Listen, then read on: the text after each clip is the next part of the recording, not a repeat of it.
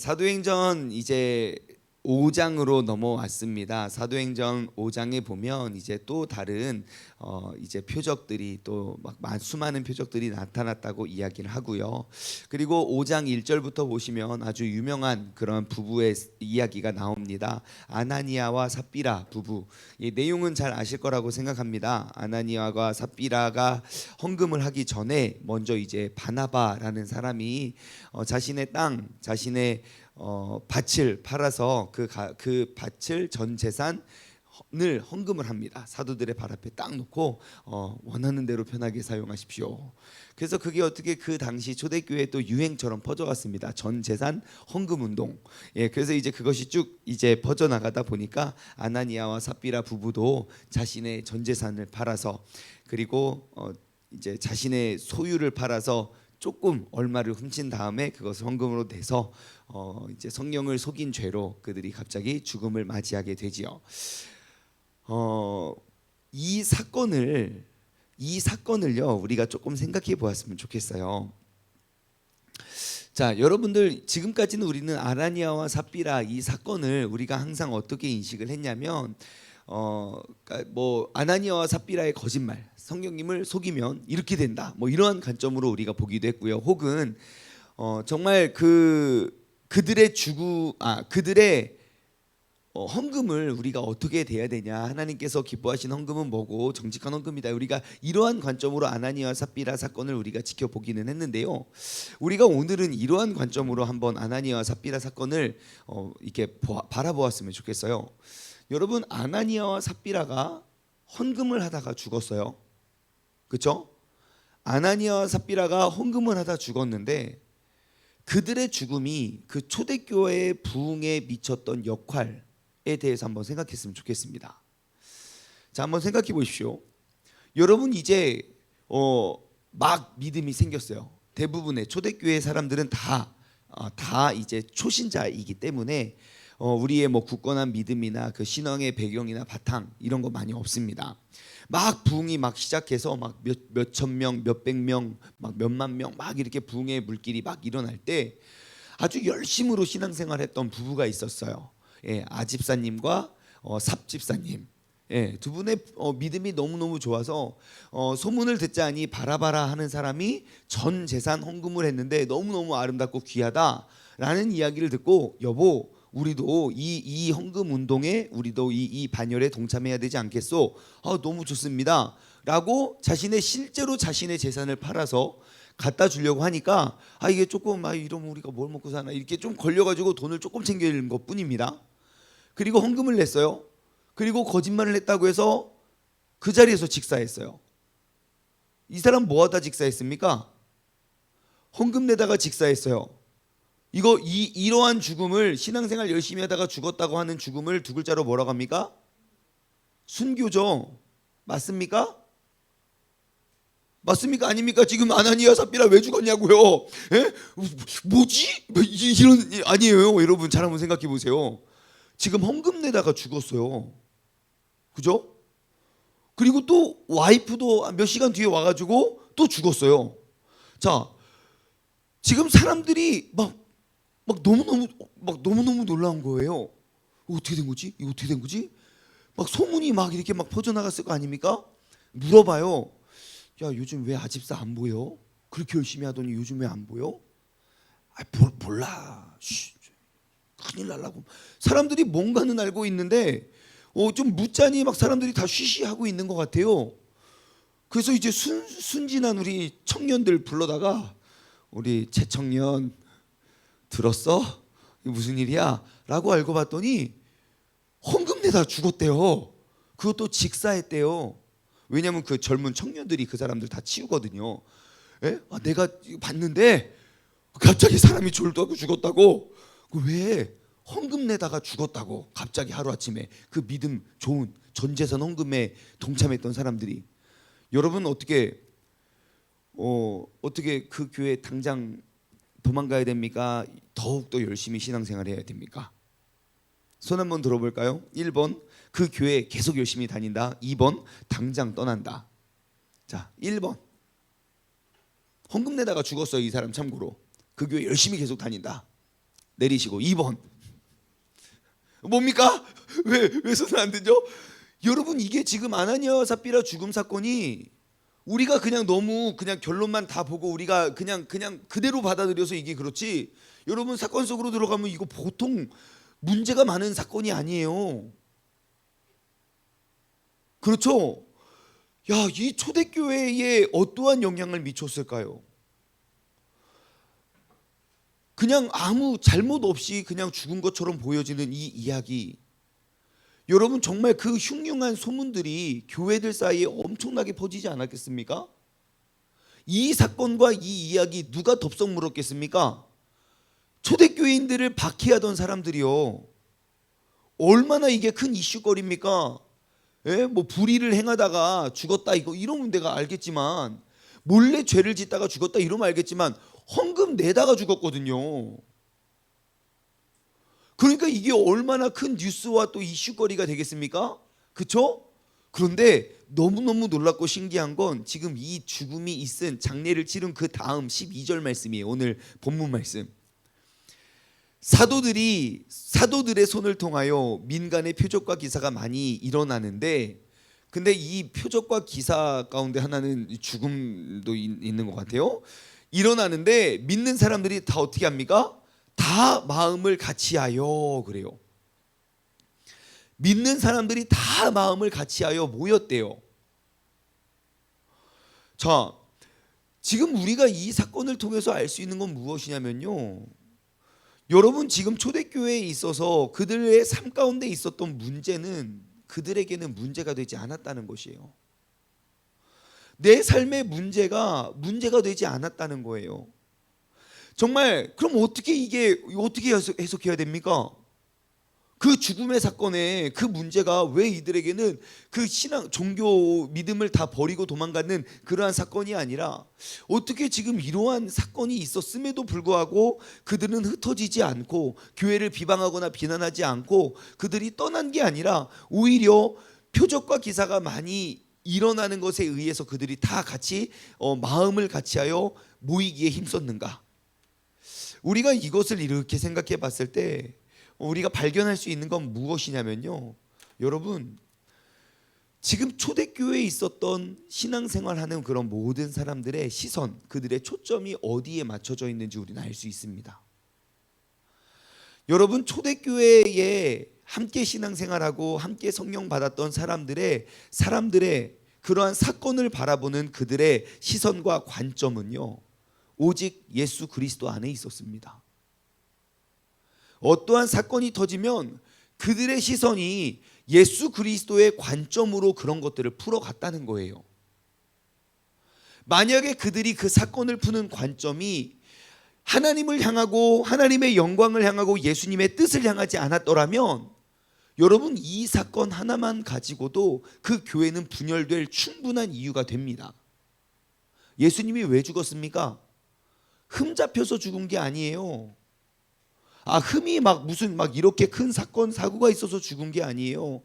하나님을 모독했다는 그러한 누명으로 예수님이 당하셨거든요. 하물며 이렇게 큰 사건이라면, 이건 살인 사건이잖아요. 분명히 추적을 해보니 헌금을 팔았다는 그러한 그러한 사람들, 증인들이 있고, 성전의 사도들 앞에 나아갔다는 그런 증인들의 이야기는 많이 들었는데, 그 앞에서 죽음을 맞아야 하는 이 죽음의 사건이 어떻게 그들은 그 사건이 커지지 않고 오히려 하나님의 영광이 커졌을까? 초대교회 성도들의 마음과 그들의 관점은 오직 하나님의 안에, 하나님 중심의 관점에 있었다는 것을 우리는 알 수 있습니다. 여러분 그리스도인들의 시선, 그리고 모든 사건들을 풀이할 수 있는 그러한 관점은요, 바로 하나님의 말씀 혹은 예수 그리스도 안에 있어야 된다는 사실을 여러분 꼭 기억하시기 바랍니다. 어떠한 사건이나 어떠한 소문에 우리가 거기에 집중되어서 그 관점으로 우리가 사건을 바라보는 것이 아니라 하나님의 영광의 관점에서 우리가 크고 작은 많은 일들을, 하나님께서는 어떠한 계획 속에 이러한 일들을 행하셨지? 하나님께서는 어떠한 관점으로 나에게 이렇게 어려움을 주셨지? 하나님의 관점으로 우리가 모든 사건 사고들을 비추어 볼 수 있는 우리 모두가 되었으면 좋겠습니다. 한번 점검해 보기를 원합니다. 한번 질문해 보십시오. 나는 요즘 혹은 요즘 나의 신앙생활에는 나의 신앙생활에는 어디에 초점이 맞추어져 있습니까? 여러분, 어떠한 일이 발생했을 때 나의 초점으로, 나의 관점으로 그것을 풀어가는지, 혹은 내가 그 사건과 비슷한 사건들을 막 찾아보면서 우리가 그 사건만 바라보고 있는지, 아니면 정말 하나님께서 행하실 그 일들 속에서 우리가 진행되어져 가는 그러한 과정의 사건으로 바라보고 있는지, 우리가 다시 한번 이 자리에 모여 있고 또 영상으로 우리가 함께 예배드리는 우리 모두의 초점이 우리가 하나님께 맞추어 줄 수 있는 시간이 되기를 주님의 이름으로 소망합니다. 자, 계속 말씀 한번 읽어봐 볼게요. 13절부터 16절까지 가보겠습니다. 자, 그 나머지는 감히 그들과 상종하는 사람이 없었으나 백성들이 칭송하더라. 막 칭찬을 해요. 그러면서 이러한 일들이 벌어져요. 믿고 주님께 나오는 자가 더 많으니, 자, 더욱더 큰 부흥이 일어났어요. 막 여러 가지 일들이 막 벌어지고 고침이 있고 치유가 있고, 그러다 보니까 이것을 믿고 예수님을 믿고 주님께 나오는 자가 더 많아졌습니다. 남녀들이 큰 무리들이 막 믿고 나왔어요. 심지어 병든 누구에게도 덮일까 바라고, 심지어 병든 사람을 메고 거리에 나가 침대와 요 위에 누이고 베드로가 지나갈 때에 혹 그의 그림자라도 누구에게 덮일까 바라면서, 정말 그 갈급한 심정으로 나오죠. 예루살렘에 북은 수많은 사람들이 모여 병든 사람과 더러운 귀신들에게 괴로움을 받는 사람들을 데리고 와서 다 나음을 입었더라. 그래요. 자, 저희가 이런 질문을 한번 던져봤습니다. 초대교회에 몰려온 사람들은 과연 어떠한 사람들이었습니까? 라는 거예요.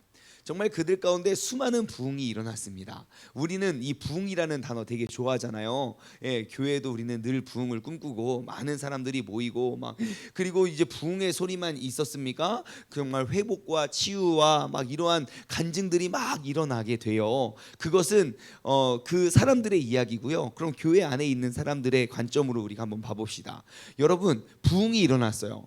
예, 정말 큰 남자들의 무리, 여자들의 무리들이 막 몰려오고 있어요. 근데 몰려든 사람들이 어떠한 사람들이었습니까? 지금 초대교회에 몰려든 사람들이 누구죠? 예, 온갖 병든 사람들이에요. 모든 병든 사람과 더러운 귀신에 의해서 괴로움을 받는 사람들이 교회로 몰려들기 시작했어요. 여러분, 어떻게 이러한 부흥 할렐루야입니까? 놀렐루야입니까? 예, 우리 세종중문교회에 막 사람들이 줄을 지어 부흥하고 있다고요. 와, 우리 교회 부흥됐어 하고 갔더니 막 다 꽥꽥꽥꽥거리고 막 빽빽거리고 막 다 막 둥글거리고 막 다 침상에 누워서 제발 나 좀 살려달라고, 제발 나 좀 살려달라는 사람들이 막 교회에 몰려들면 여러분 어떻게 하시겠습니까?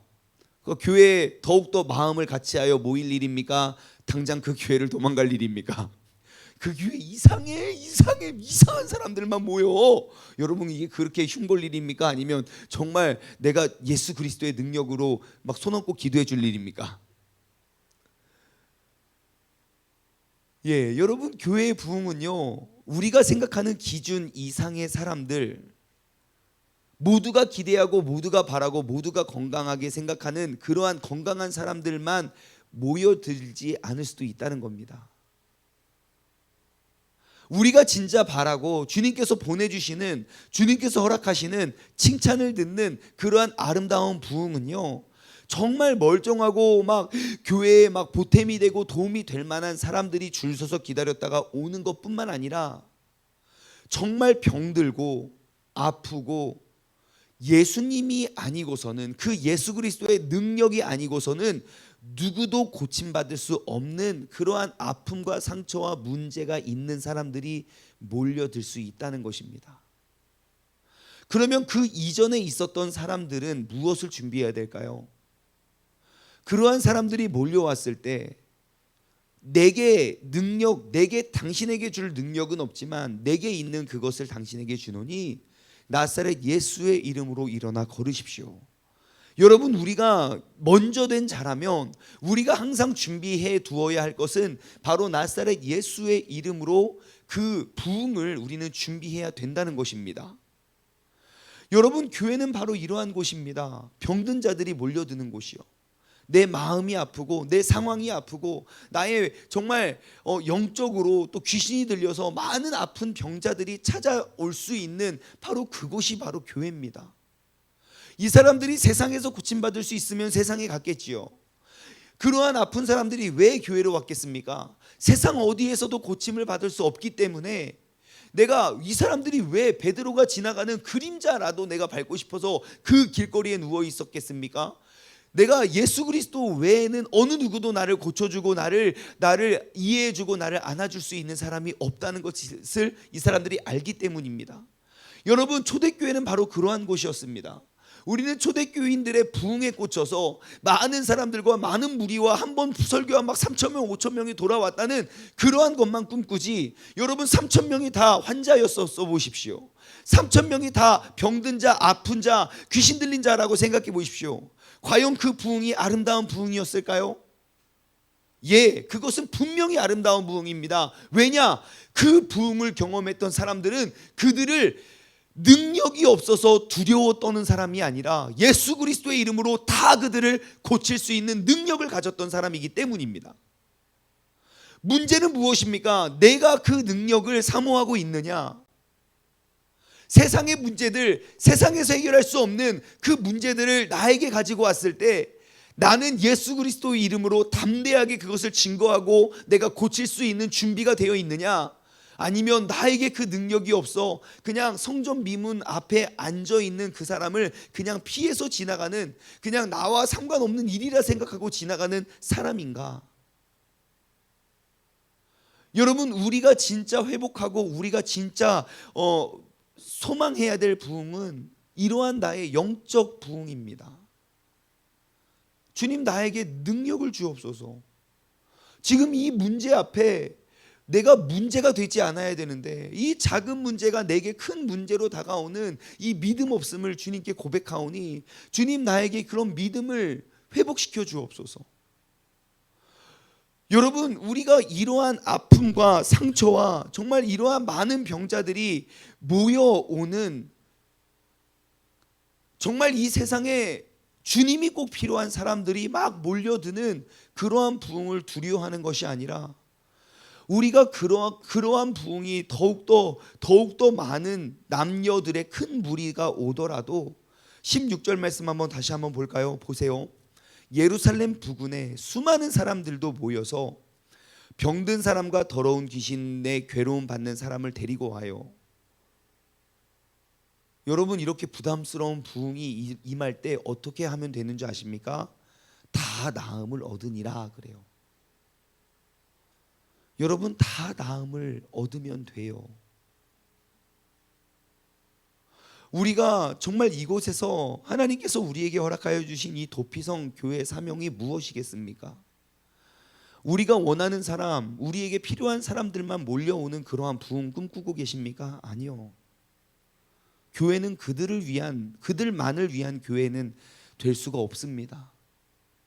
세상 어디에서도 세상 누구도 안아주거나 고쳐주거나 치유해 줄 수 없는 그러한 상처와 아픔들을 우리가 품고 오직 예수 그리스도의 능력으로 몰려드는 사람, 우리가 그들에게 예수 그리스도의 진리를 가르치고 예수 그리스도 안에서 참 자유를 얻고 회복할 수 있는 그 믿음을 더하여 주어야 하는 줄 믿습니다. 여러분, 우리가 정말 수많은 환자들이 더욱더 이게 진짜 몸이 아픈 사람이든 마음이 아픈 사람이든 고장난 사람이든 병든 사람이든 귀신 들린 사람이든 정말 세종중문교회 가면 그들이 고침을 받았다더라. 세종중문교회 갔더니 정말 그들의 주님의 사랑으로 품어주었다더라. 여러분, 이 소문이 세종시 안에 퍼져나면 하나님께서 진짜 초대교회에 일어났던 그러한 부흥이 왜 우리들의 삶 가운데 일어나지 않겠습니까? 그럼 그 열쇠는 누구에게 달려 있을까요? 여러분, 이 시간 이 새벽 예배를 함께 드리는 우리들에게 달려 있다는 사실을 여러분 꼭 기억하시기 바랍니다. 오늘 이 새벽에 우리가 한번 기도하며 나아갈 때에 하나님, 나를 만나는 모든 사람들이 다 나음을 얻었음이니라 라는 간증의 주인공 되게 해달라고 우리가 기도했으면 좋겠습니다. 하나님, 나를 먼저 택하여 주님의 제자로 자녀로 부르셨다는 것은 나로 말미암아 더욱더 많은 표적과 기사들이 많이 나타나 우리가 그 많은 기적 속에 더욱더 마음을 같이할 수 있는 공동체가 되기를 원합니다. 여러분 한번 돌아보았으면 좋겠습니다. 한번 적용 질문 드릴까요?